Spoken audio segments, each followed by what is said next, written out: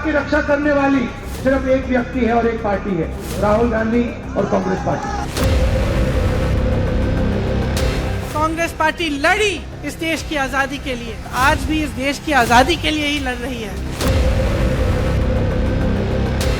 कांग्रेस एक ऐसी पार्टी है जो सबको लेकर चलती है। कांग्रेस पार्टी अपने आप इतनी सक्षम है कि सभी चुनावों पर लड़कर चुनाव हम जीतेंगे। कांग्रेस पार्टी बिखर गई, कांग्रेस पार्टी खत्म हो गई, ये बिल्कुल गलत है।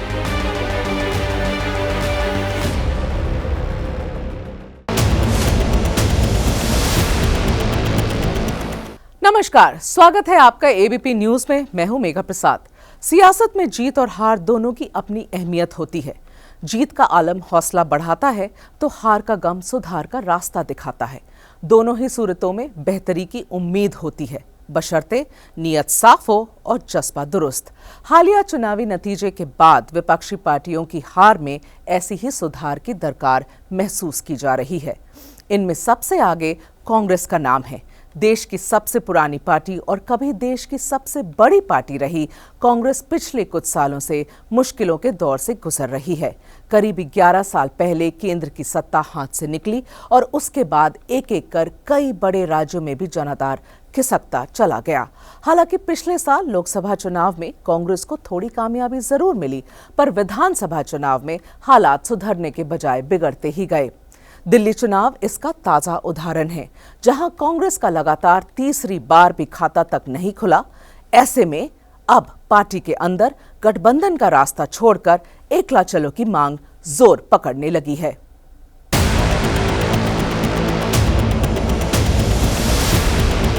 जीत के बाद ललकार और हार के बाद हाहाकार सियासत का पुराना दस्तूर है, लेकिन कांग्रेस पार्टी के लिए एक के बाद एक 3 राज्यों के विधानसभा चुनाव में मिली हार के बाद ये हाहाकार कुछ ज्यादा ही असर दिखा रहा है। पार्टी का जहाँ तक सवाल है, हमको ऐसा लगता है कि पिछले कई चुनाव जो विधानसभा के चुनाव हुए उसमें कांग्रेस को कामयाबी नहीं मिली, सफलता नहीं मिली।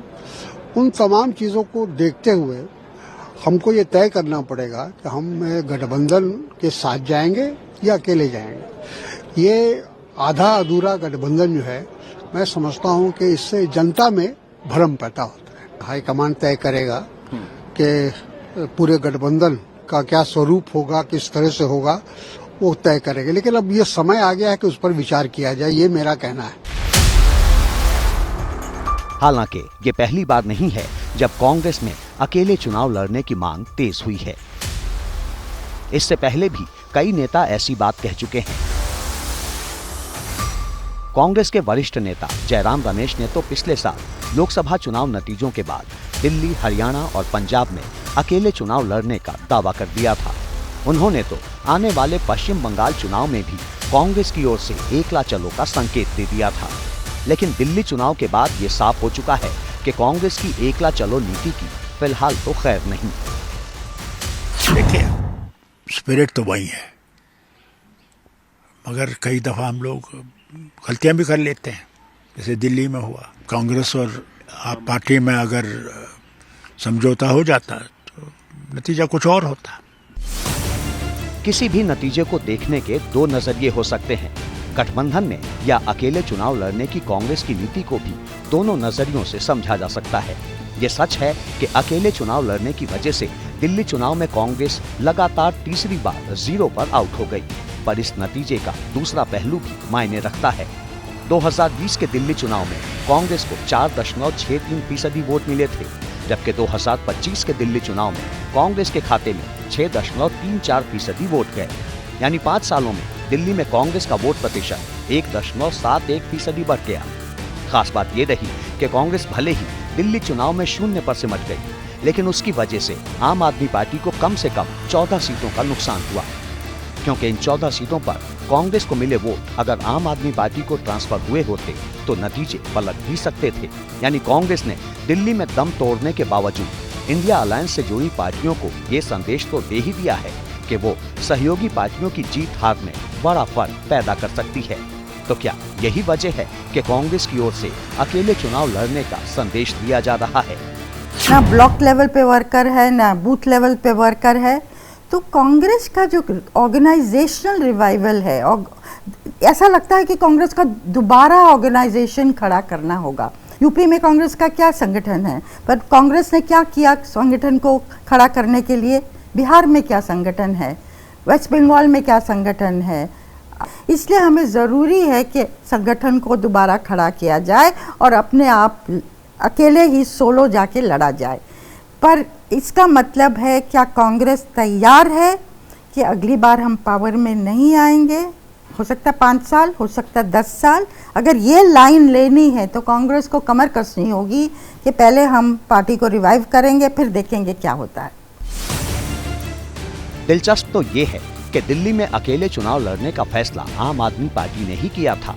शायद पंजाब और हरियाणा चुनाव के नतीजों ने आम आदमी पार्टी के सामने कांग्रेस की अहमियत कम कर दी थी। लोकसभा चुनाव में आपको कांग्रेस से गठबंधन का कोई फायदा नहीं मिला था, लेकिन अब दिल्ली के नतीजों ने बिहार से यूपी तक की सियासत गरमा दी है। इसी साल बिहार में विधानसभा चुनाव होने हैं, जहां कांग्रेस का आरजेडी के साथ गठबंधन रहा है।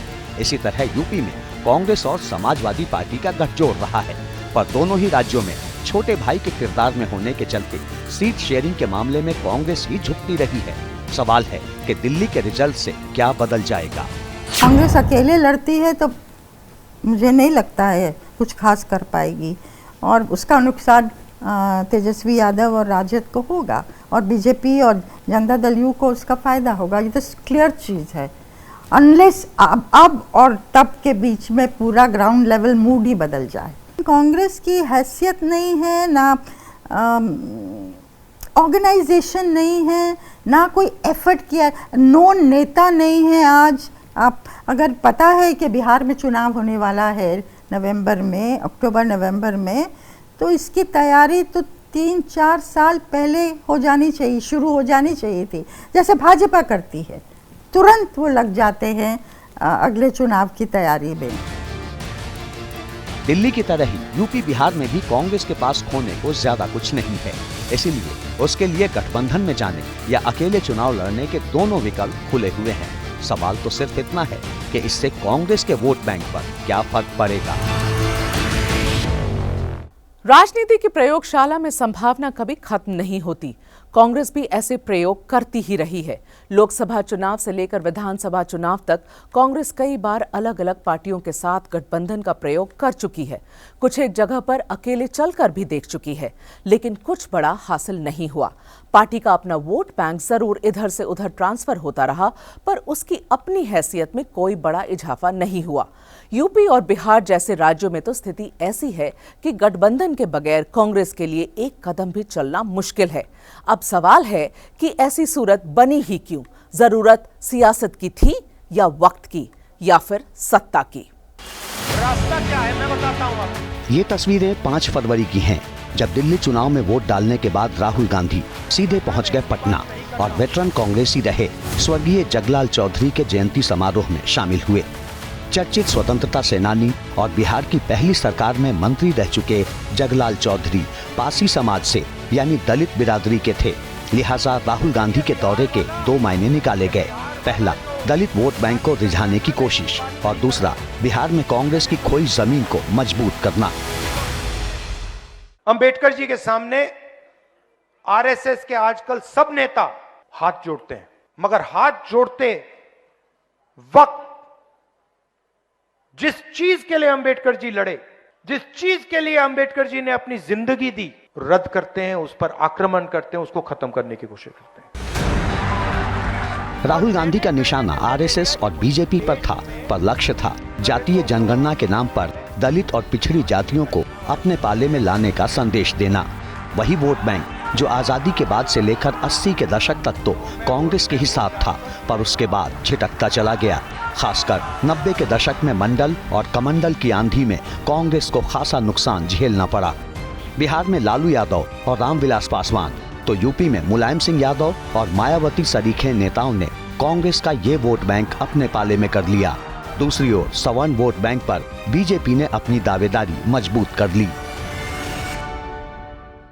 किसी भी विचारधारा से बहुत ज़्यादा कांग्रेस उसके ऊपर निर्भर नहीं थी और ये कांग्रेस के लिए एक बहुत बड़ी उपलब्धि थी। आज़ादी से पहले और आज़ादी के बाद जितने भी चुनाव हुए वहाँ कांग्रेस को इसका प्रचुर लाभ हुआ। जैसे जैसे जो आपने जिक्र किया मंडल और कमंडल मतलब आस्था का मामला और जाति का मामला, उसने भारतीय राजनीति को जकड़ा और पकड़ा, उससे कांग्रेस जो है कमज़ोर हो गई। आज भी हम देखते हैं हर तरह के लोग या तो पक्ष या विपक्ष में होते हैं। बीच का जो रास्ता होता है, चाहे वो मीडिया ले या किसी भी फील्ड में, बीच का रास्ता आज ख़त्म हो गया या बहुत सिकुड़ गया है। तो कांग्रेस को 90 के दशक में बहुत बड़ी क्षति हुई जिससे कांग्रेस अभी तक उबर नहीं पाई है।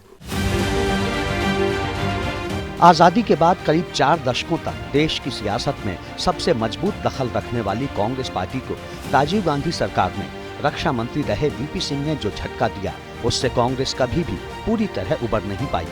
1989 के लोकसभा चुनाव में हार के बाद 1991 में कांग्रेस किसी तरह दोबारा सत्ता में लौटी जरूर, पर उसके बाद कांग्रेस का कद लगातार छोटा होता चला गया और वो गठबंधन की सियासत के लिए मजबूर होती चली गई।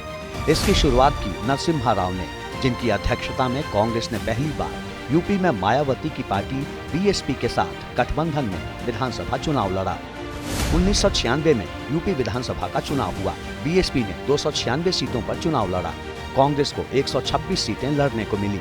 सिर्फ 33 सीटों पर कांग्रेस को जीत मिली और कांग्रेस का वोट घटकर 8% रह गया।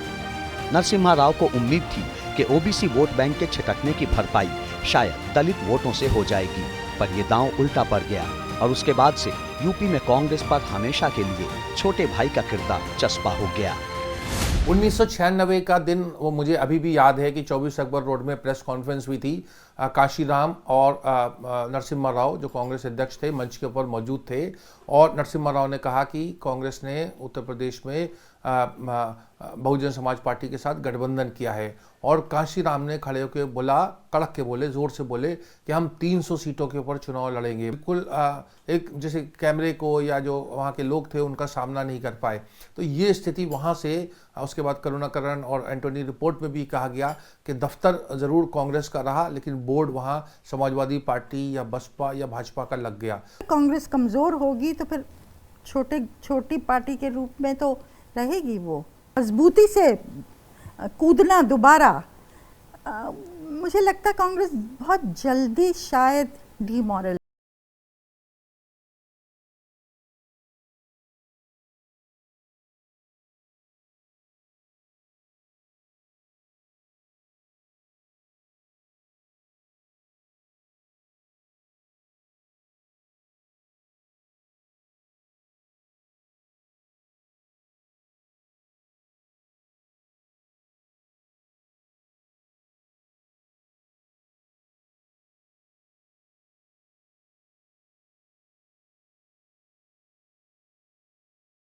कम हो गई।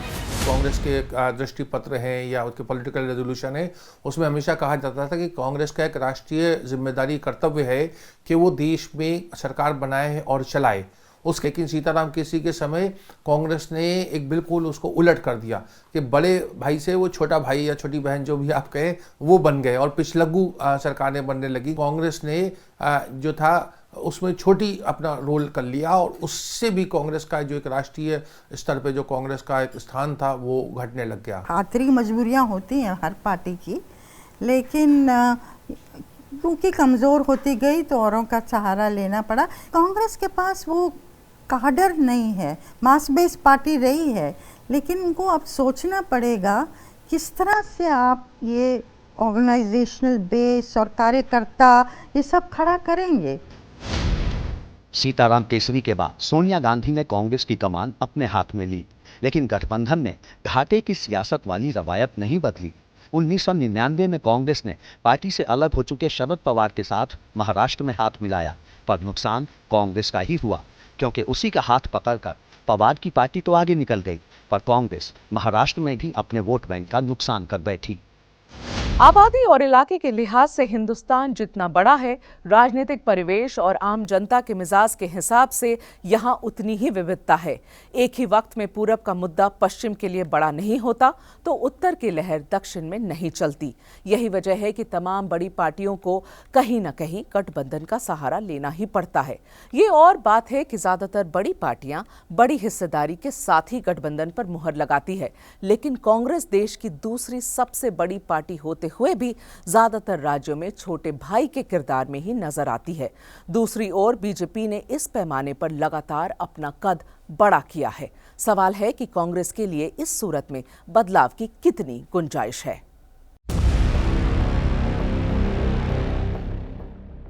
सत्तर के दशक में इमरजेंसी के बाद 1977 के चुनाव में जब देश के ज्यादातर राज्यों ने, खासकर उत्तर भारत ने, कांग्रेस से किनारा कर लिया, उस दौर में भी दक्षिण भारत ने ही इंदिरा गांधी और कांग्रेस को सहारा दिया था।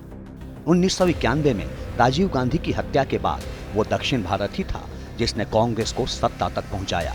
लेकिन नरसिम्हा राव के प्रधानमंत्री बनने के बाद दक्षिण में भी कांग्रेस का दम कम पड़ने लगा। वजह बनी गठबंधन की सियासत। 1999 में तमिलनाडु में जयललिता से कांग्रेस का समझौता हुआ। इसके बाद करुणानिधि की पार्टी से भी गठबंधन हुआ, लेकिन कांग्रेस का कद लगातार कमजोर होता गया। तमिलनाडु की तरह ही आंध्र प्रदेश में भी कांग्रेस को क्षेत्रीय पार्टियों ने हाशिए पर धकेल दिया। पहले एनटी रामाराव, फिर चंद्रबाबू नायडू, वाईएसआर और जगनमोहन रेड्डी सरीखे नेता अपनी जमीन मजबूत करते गए और कांग्रेस कम होती गई। दक्षिण में खास तौर से वहाँ के ऊपर भी ऐसा कि दिल्ली के इशारे पे खेल होता था, तो इसकी वजह से कांग्रेस को बहुत ज़्यादा नुकसान हुआ। एक उर्दू का शेर भी है कि लम्हों ने खता की, सदियों ने सजा पाई। तो कांग्रेस की जो इंदिरा गांधी की, राजीव गांधी की जो, या नरसिम्हा राव की उस समय जो कमियां थी, खामियां थी, आज राहुल गांधी और सोनिया गांधी और बाकी कांग्रेस के लोग उसको भुगत रहे हैं। कांग्रेस के लिए साउथ में राहत सिर्फ इतनी है कि केरल, कर्नाटक और तेलंगाना में वो खासी मजबूत है, जिसका फायदा उसे पिछले लोकसभा चुनाव में भी मिल चुका है। रास्ता चाहे कितना भी लंबा क्यों ना हो, मंजिल कितनी भी दूर क्यों ना हो, शुरुआत हमेशा पहले कदम से ही होती है और आमतौर पर पहला कदम अकेले ही उठाना पड़ता है। कांग्रेस के लिए कश्मकश इसलिए ज्यादा है कि राजनीति में सबसे लंबा रास्ता तय करने के बाद एक बार फिर ऐसा करने की चुनौती है। मुश्किल इसलिए भी बड़ी है क्योंकि कांग्रेस के पास अब ना तो नेहरू है और ना ही इंदिरा और ना ही राजीव।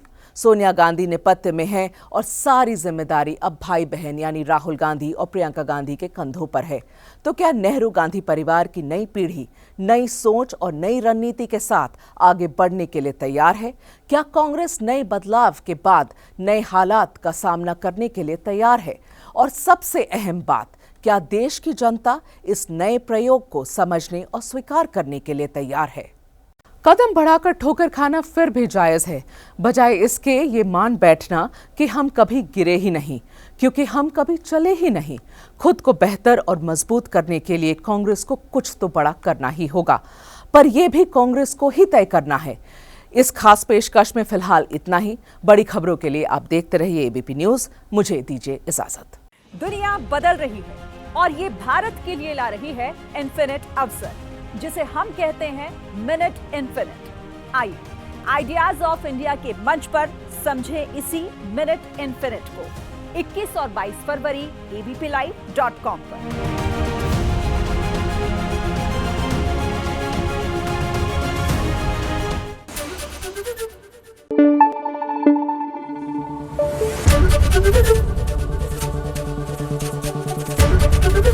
एबीपी न्यूज आपको रखे आगे।